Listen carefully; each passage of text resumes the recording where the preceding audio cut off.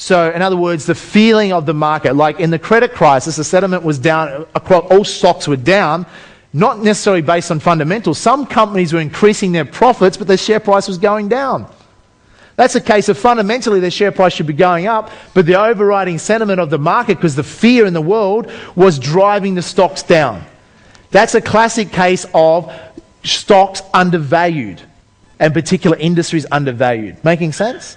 Because really they should be up here, but because something else that's affecting the sentiment of the market is driving them down in a short term. Because the market is irrational, remember. It's irrational.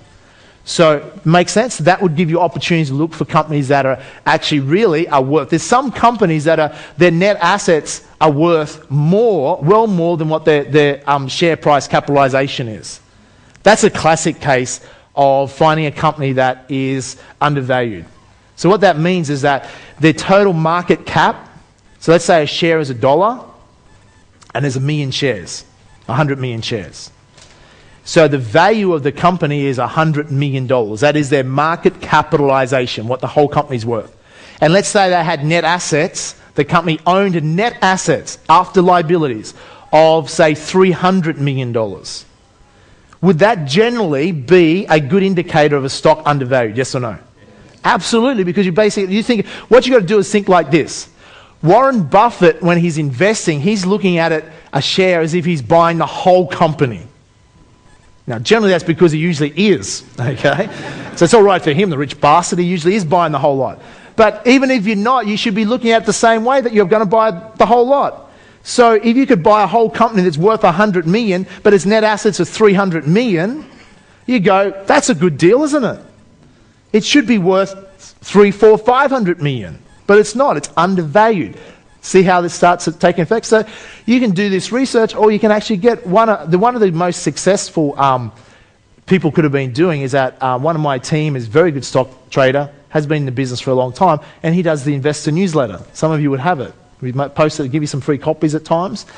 If you'd follow some of the picks and that through the credit crisis, phenomenal success. And all he's doing is doing the same thing, looking for stocks that are undervalued. Their net assets are quite high and their stock price is low. And they have high dividend yields. So even if their share price doesn't go up, if you're making high yields and high return, you just sit there and wait and just bring in the rent or the dividends off the stock. So there's simple strategies without doing anything complicated other than just looking at buying fundamentally good shares. Okay? So that's how Warren Buffett does it. Stick to that, you'll go a long way. Reason I'm teaching you that is because when you're going to be share renting, one of the biggest keys to it is making sure you're putting yourself into positions that are fundamentally secure. Because the people stuff themselves up with selling insurance and this sort of stuff if they forget all fundamentals. And I'll explain what I mean by that. I've done well because I use a fundamental analysis and fundamental strategies, and then what I do is overlay sometimes short-term trading strategy over fundamentals. And I'll explain what I mean by that in a moment, but what it means is a way to profit insanely from the market where most people don't, because they don't get it. Okay, they're too caught up in being technical analysis gurus, okay, and they overcomplicate everything, and they just don't see the simple things. I like to see things very simply. Who's figured that out by now? Okay. Now, some people say I'll oversimplify things. I don't agree. The reality is I teach you the things that make you the money. What most people do is they overcomplicate things, and that's why they don't make money. Do you know what I'm saying? What a professional is someone that's able to make something that's complex simple. That's what a professional is. Tiger Woods. Pretty popular at the moment, isn't he? He's been a bad boy, apparently. Anyhow, but Tiger Woods is someone that can make a complex, difficult game seem very simple. Is that true? That's why he's the best in the world at golf. Okay? Because he can keep it very simple. Can stay out of the hot spots. Stay on the golf course. So, we're going to buy a share. Now, the second strategy you can look at, so first strategy is really knowing when to buy a share and what price. If we simply knew this share price was going up and down between $16 and $19 just by looking at the past history of the share is the other thing that you would do. Look at its past history, where it's been. Highs and lows. In the paper, it'll give you the highs and lows for the last 12 months. That gives you indication straight away. High's been 19, low's been 16. You know if it's at 19, you're probably not going to rush out and buy it. Unless something fundamentally has changed that you say, now that's a good buy. So you go, okay, well, it's been doing this for a year, I'm going to wait till it comes down to $16 and buy it then. So what we're looking at here, strategy 2, is what you can do, jot this down, is called channeling. Shares can channel. In other words, this is channeling upwards, downwards, or sideways. Tell me, upwards, downwards, or sideways? What's this share channeling? It's channeling sideways. Okay? 16, 19, 16, 19 is going sideways. It can channel down, it can channel up. So channeling, why I teach you that is because once again, if you're going to be doing share renting and selling insurance and things like that, then what you want to know is how to channel, because it'll make it more profitable for you. It's like fine-tuning the strategy a little bit so you can profit more from it. Okay? Because some people, the reason they don't make as much money is the way that I teach it. They just say, oh, covered calls, yeah, I know about that. What I'm actually teaching you and why it enhances your profit is I'm teaching share renting is just one part of this strategy. We're combining 6 or 7 strategies with it to enhance it. It's that synergy effect and fine-tuning that gets you above average returns. And I have George speak to you tomorrow, I think it is, and he will take what we're teaching here and he'll go through it again, but he's then going to accelerate it for you. Okay, how to fine-tune it even more and maximize the returns. So if you have a good sound knowledge of it, then you can progress to advance or fine-tuning it even more. So channeling is this. If a share went from 16 to 19, some shares might do this 4 or 5 times in a year. If you bought it here and sold here, then you've made, say, 20% on your money. The average person has just bought a share, they check 1 or 2 years later what the price is, and they might come bought it here, and they check back in a couple of years and it's back to $16, and they go, that was a complete waste of time. Share's gone nowhere. But if you've been following the stock, you might notice it's been running in a pattern 16 to 19, and you go, okay, well, I'm going to sell at 19. Most people here get greedy and think, I don't want to sell because it might keep on going. But you're saying, okay, you might preset your profit goals. You might say, in this case, once I make 20%, I'm out. As an example, once I make 30%, I'm out. So top investors often preset their goals, makes their decision for them. Because here, otherwise, emotion takes over. You've made your 20% and you go, oh, my rule is to sell at 20%. Oh, but, maybe it'll just go a little bit more, and emotion takes over, greed kicks in, and that can cost you money. Okay? It's different if you're a fundamental investor and you go, I set my goal at 20%, but something significant has happened now to change my fundamental analysis, and I'm going to override my rule and make a new decision based on logic that I think I should hold the share then. That's a different choice to allowing emotion and greed, and then you start justifying why you should do it. So you could do this. You say, okay, next time I sell out, next time it's around $16, you preset to buy it, unless something fundamentally different changes.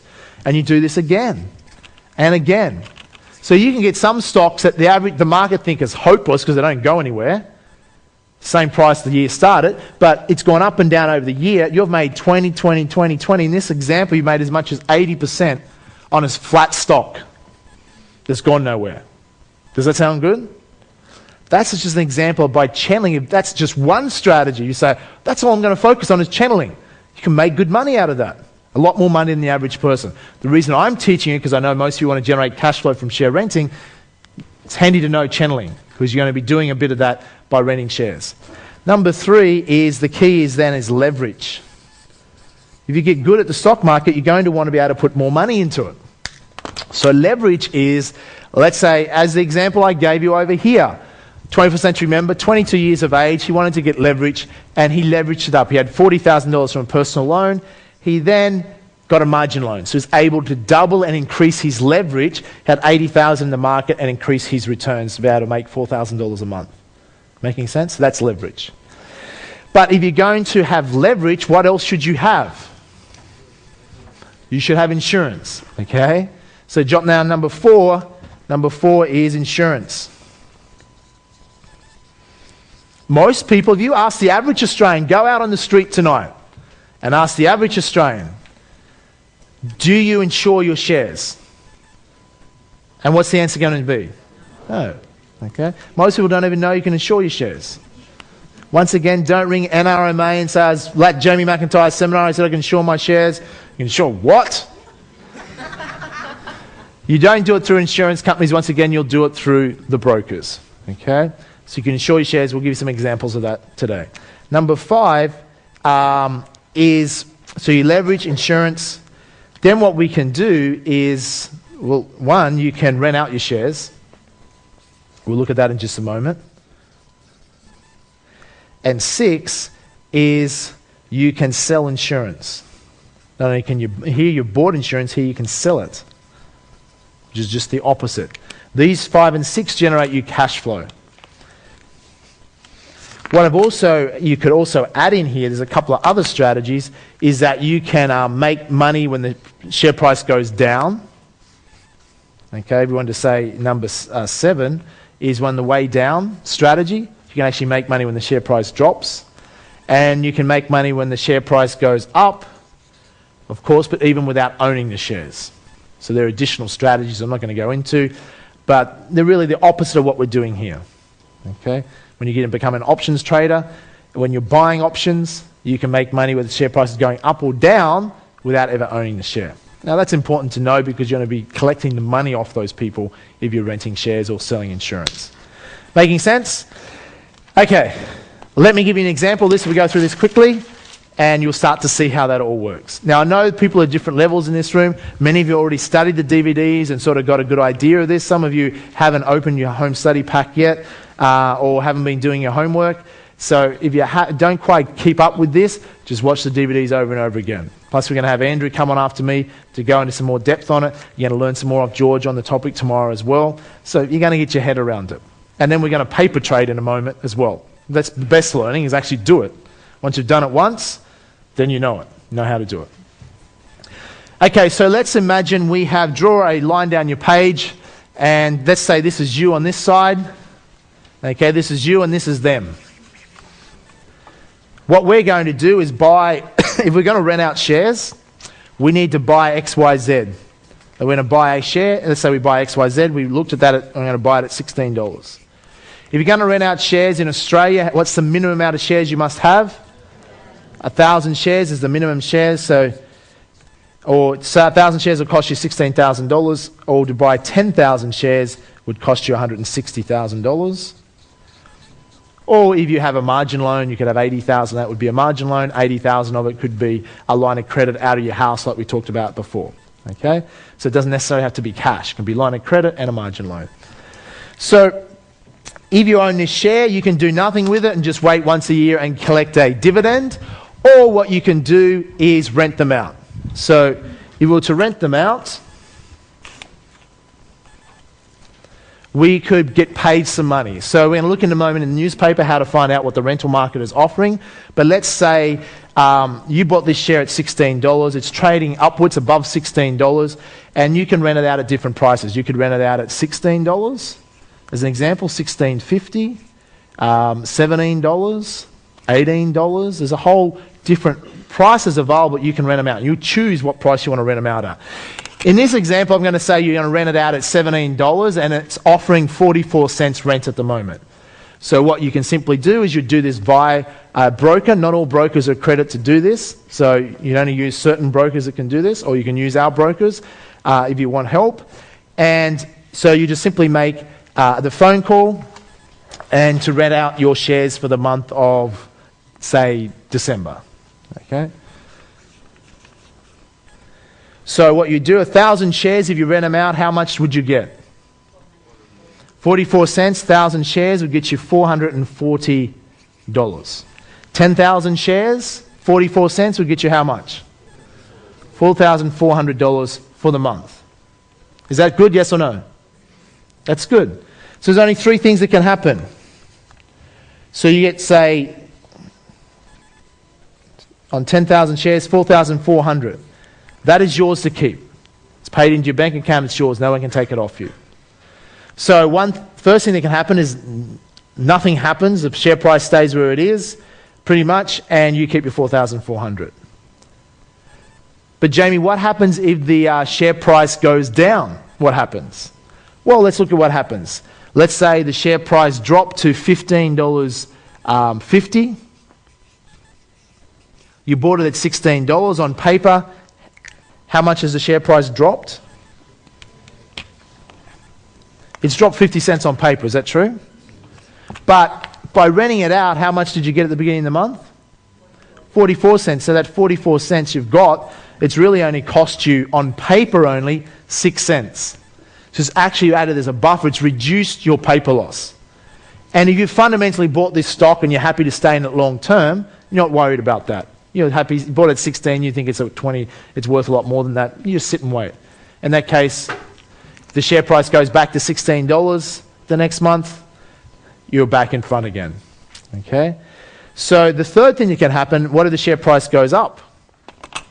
Well, the share price goes up above $17 before the month expires, the trading month expires, which is generally the last Thursday of each month. Generally last, unless there's holidays. So it's not the calendar month, it's the last Thursday, generally, of the month. So what would happen then is that if the share price went up to $17, your share price, your stock would be what's called exercised. What does that mean? It would be sold. So in the stock market, they use complicated words to make sure the average person can never figure it out. Okay?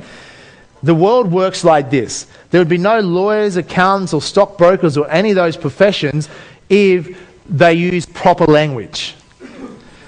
But by creating sophisticated language, that way people have jobs, effectively, because you have to try and decode it. So exercise means, if you hear that, some of you, oh, don't do that strategy, your shares might be exercised. It's like, holy shit, he didn't tell me about that. Does that mean I have to exercise them, or who's going to exercise them?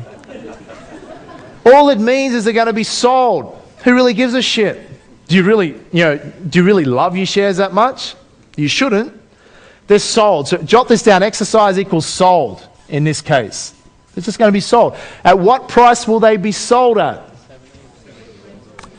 At the price you rented them out at, that you chose to rent them out at the beginning of the month, remember? You chose to rent them out at what price? $17.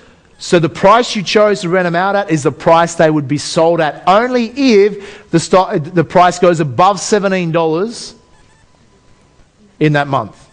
Okay? Or if it's above $17 at the end of the month, it's definitely done. It can sometimes go up and down and not be exercised. But if it's above that at the end of the month, it's definitely going to be exercised. So it means it's sold. So if it's sold at $17. What does that mean?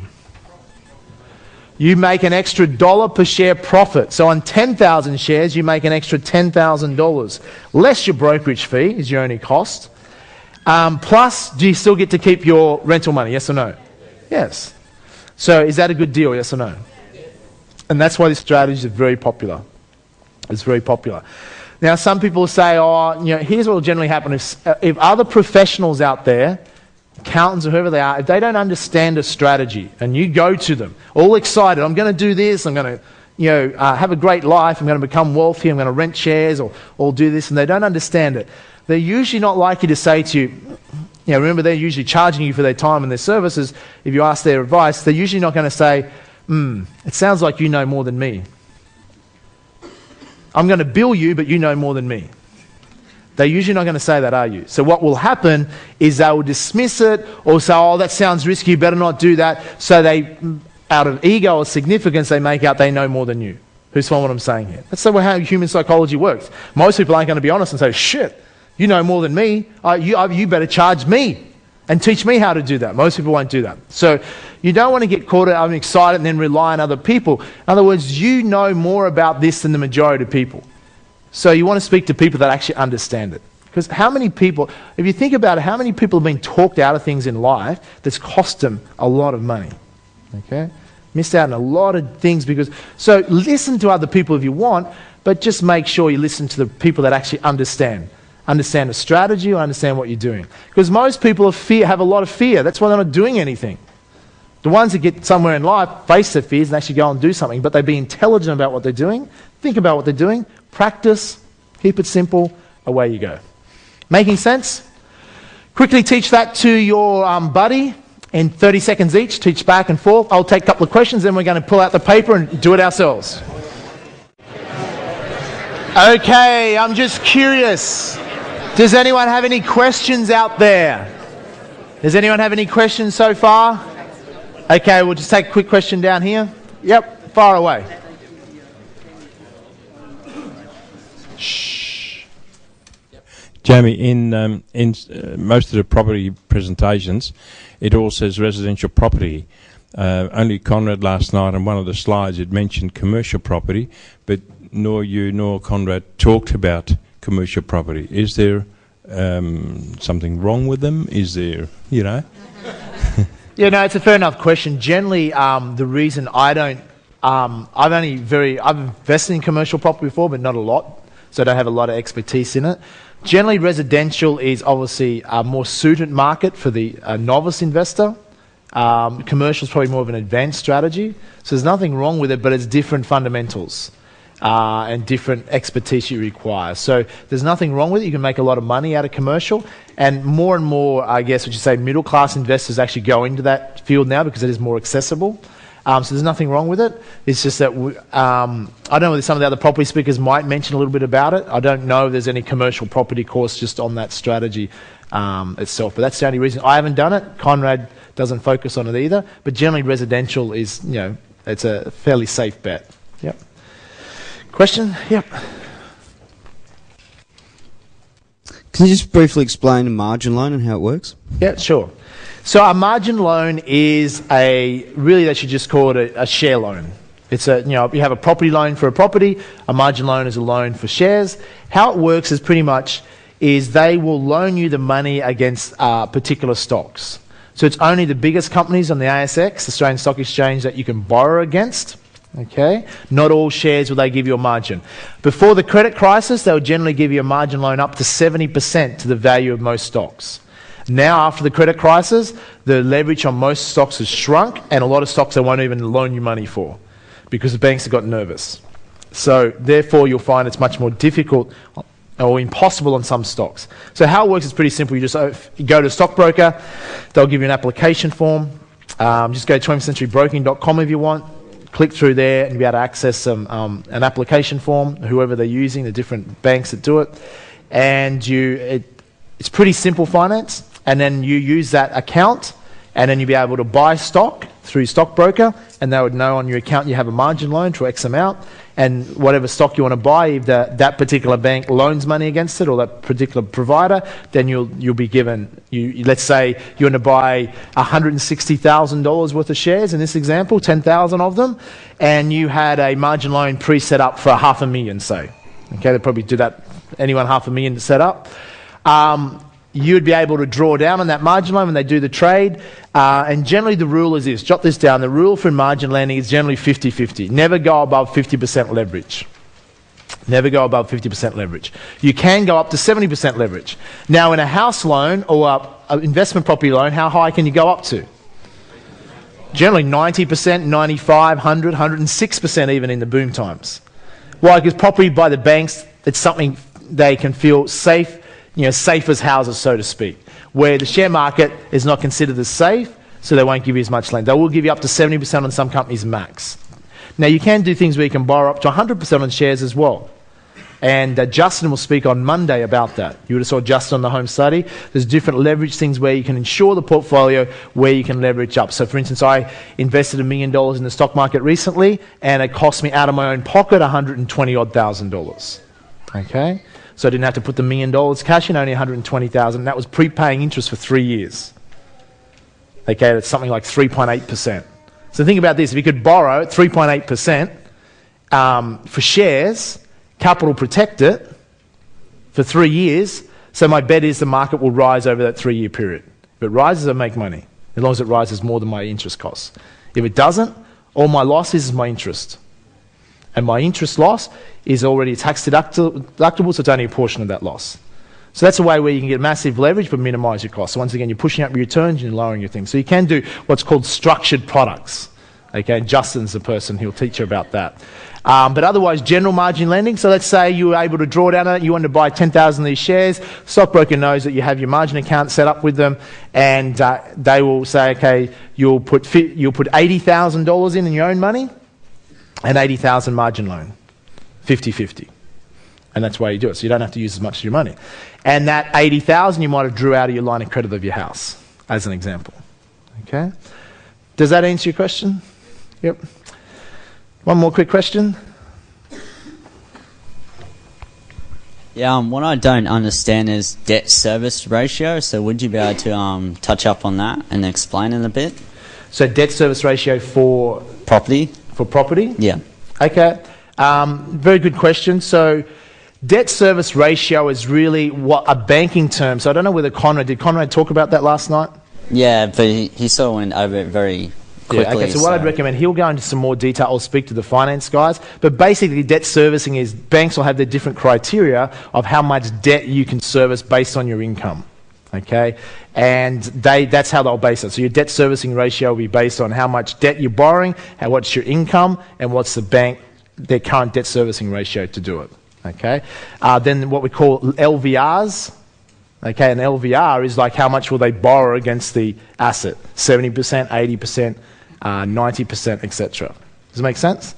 So all you really need is that question. If you're ever getting finance, the finance broker, they can find that out for you. Or the bank will come back and say, this is all we're going to loan you. Make sense? Yep. You're talking about using leverage. Yep.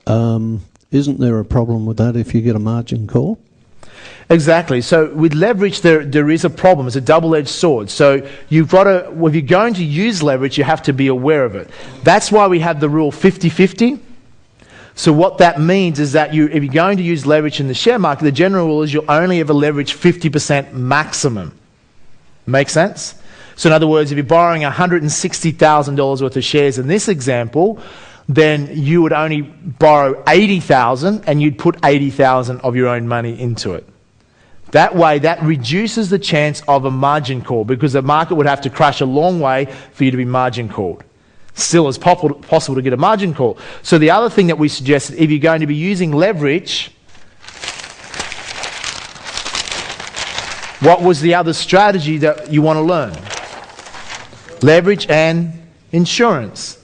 So you're using leverage, I'm going to suggest that you should, in most cases, have insurance. And you'll be taught that, and it's on the home study, etc.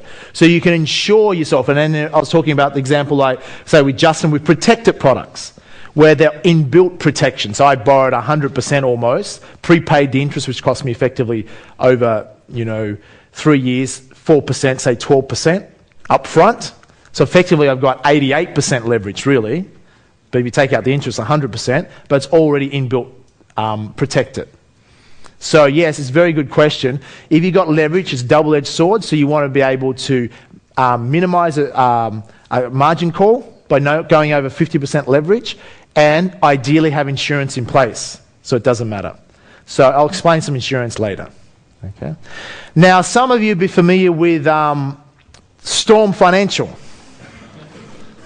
Now, hopefully no one intimately is fulfilled with that, but Storm Financial, what they were doing, which I don't understand why, they must have had very good salespeople, how they got people signed up for these deals. Well, basically what Storm was doing is they're making a lot of money, I know they were doing that, is that they were getting people to buy into branded managed funds, in most cases 100% leveraged, okay, with no protection.